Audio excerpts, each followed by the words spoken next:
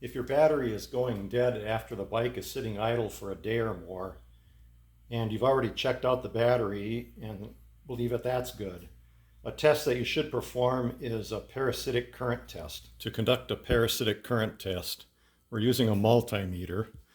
An inexpensive one will do. You can find these for around $10. What I'm going to do is put it on amps, and I'll set it at the maximum setting. I've disconnected the battery, and I'm going to take the negative lead of my multimeter, put it on the battery post, the negative battery post. The positive lead I'm going to put on the cable that runs to the bike. And you can see the meter is reading somewhere between 0.9 and 0.5 milliamps.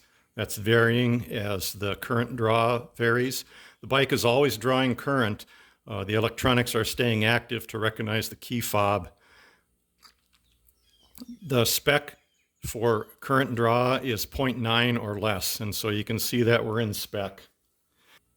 If the current draw were above that, that would indicate a problem probably with the electronics. If you're still having battery problems and the parasitic current is within spec, it's more than likely a problem with your battery. While we're at it, let's dismiss some myths regarding the key fob and current draw. For example, if I disable the key fob like that, you can see it has no impact on the current draw. And likewise, when I re-enable it, no impact.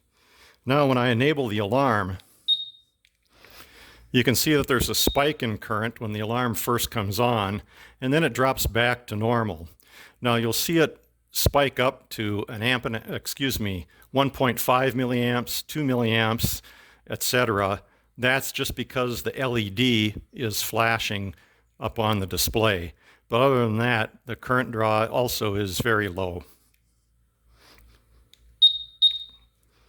Turning the alarm off returns the parasitic current draw to a very low value.